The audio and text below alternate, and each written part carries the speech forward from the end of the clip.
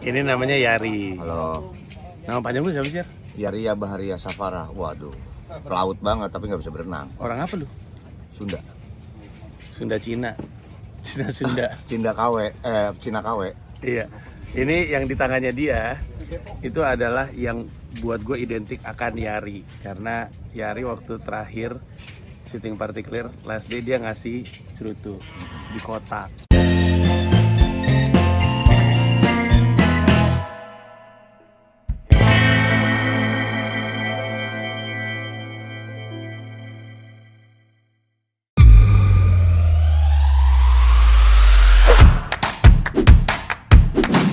Ibu Berak ngajak partisipasi ya. Gua pernah. Siapa yang Ini Widodo. Gua isep kakak lu goblok.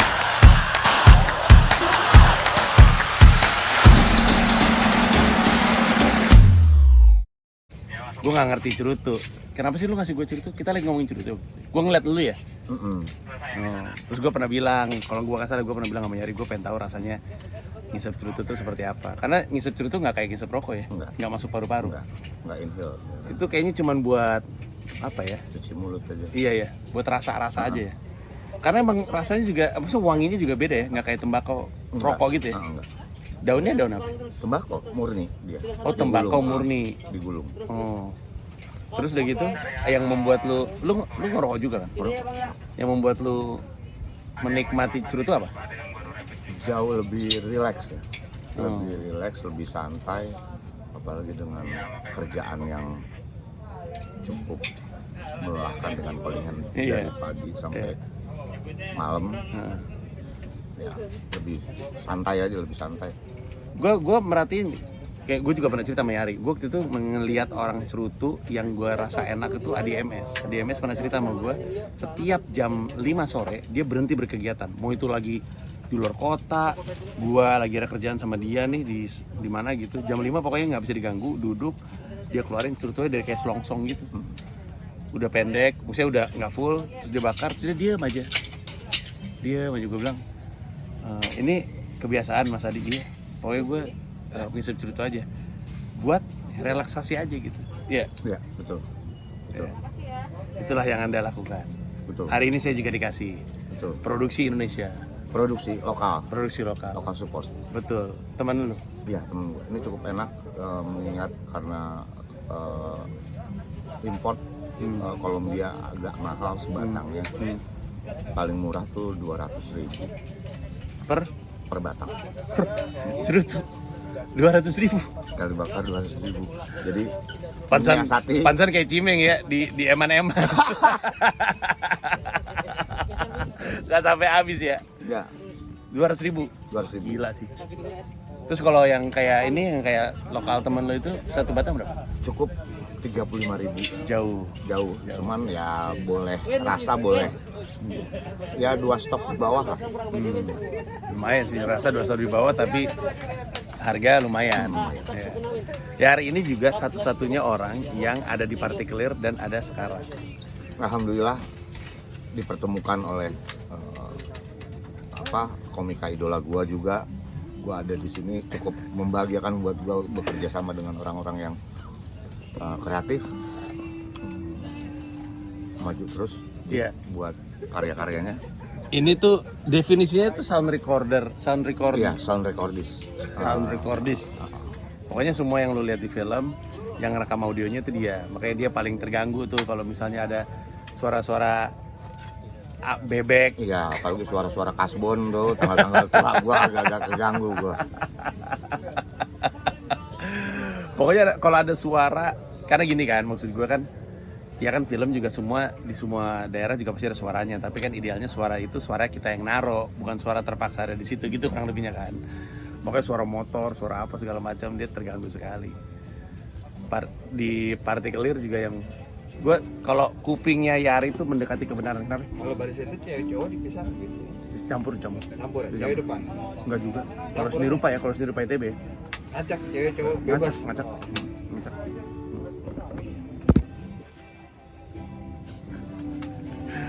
Palanya ada kulupnya. Belum sunat. Belum sunat. Iya. Yari itu kupingnya kuping kebenaran. mulutnya juga mulut kebenaran sih. Kalau ngomong, gue inget yang paling gue inget dari Ari adalah, dan sampai sekarang gue masih suka nggak enak. Dia waktu itu pernah dapat nasi kotak di produksi Partikelir, pas dibuka dia bilang tempe oreknya Adidas karena cuma 3 garis. Dan gue baru ngerasa anjing penghargaan direktur gue dengan tempe orek. Lu kalau ngeliat gue jadi sutradara di Partikelir sama di sekarang, kerasa bedanya nggak? Beda, sangat beda. Mungkin tim produksinya bukan yang kemarin nggak bagus, bukan. Iya, tapi emang beda aja orang-orangnya. Beda. Niatnya beda, udah pasti beda. Gitu. Terus selain timnya, dari guanya sendiri, Lu jauh lebih explore. Buat gua lu mungkin karena Partikelir first ya, lu masih ngeraba. Nah ini lu jauh lebih bisa nge-treat Pak Ipung maunya gini, lu lebih ya lebih beda lah. Gua lihat lebih beda lah. Gua sih waktu itu nggak terlalu banyak minta ya, karena nggak terlalu banyak ngerti juga. Tapi kayaknya sih gue lebih tenang, lebih banyak bercanda juga gue kayaknya sekarang daripada kemarin. Iya betul, ini lebih happy, ini suasananya lebih happy, jauh lebih happy. Ibaratnya punya anak ya, anak pertama tuh kadang-kadang banyak parnonya, banyak ya. Pas udah punya anak kedua kadang-kadang udah agak lebih tenang gitu, nggak terlalu parno gitu. Iya. Nah, lu sendiri ini film keberapa lu? Lu udah tahun berapa sih? Aduh, gua film itu. Gua tarik mundur deh. Lu pertama kali jadi apa di film? Langsung sound. Ya kalau untuk magang, gua apa aja. Oh. Di art pernah, di lighting. Gua di Kuldesak, gua masih bantuin lighting. Ya pengen Kuldesak tahun berapa itu? Tahun berapa tuh Kuldesak? 90 2001 ya, 2001-an. Lu tuh angkatan berapa sih? 95. Oh, lu 95. 91 berarti masih apa? SMA? Iya, masih SMA gua. Wow, berarti emang lu udah suka film ya, udah terlibat film sebelum lu IKJ bukan sih? Iya. Iya, sebelum lu masuk situ. Lu udah suka film-filman? Udah suka. Kuldesak ya? Kuldesak tuh 2000. Ya, gua masih semester berapa? Semester 3, semester 4 ya. Kalau ngelihat Rian Hidayat zaman itu, wah. Rian Hidayat, Bro. Anjing, gua sampai gondrong-gondrong tetap aja muka gua Cina gitu loh, bule-bulenya. Tapi gua rasa lu muda rada playboy kali ya. Jangkung ya kan, putih-putih. Sosok di playboyin gitu. Giliran cewek ngajak jalan minta jajan gua bingung. Lu angkatan 95. 95. Terus di Kuldesak lu apa lu bilang tadi megang apa? Lighting. Lighting. Habis itu yang pertama kali ada urusannya sama sound tuh film apa? Gua ngerjain FTV. FTV.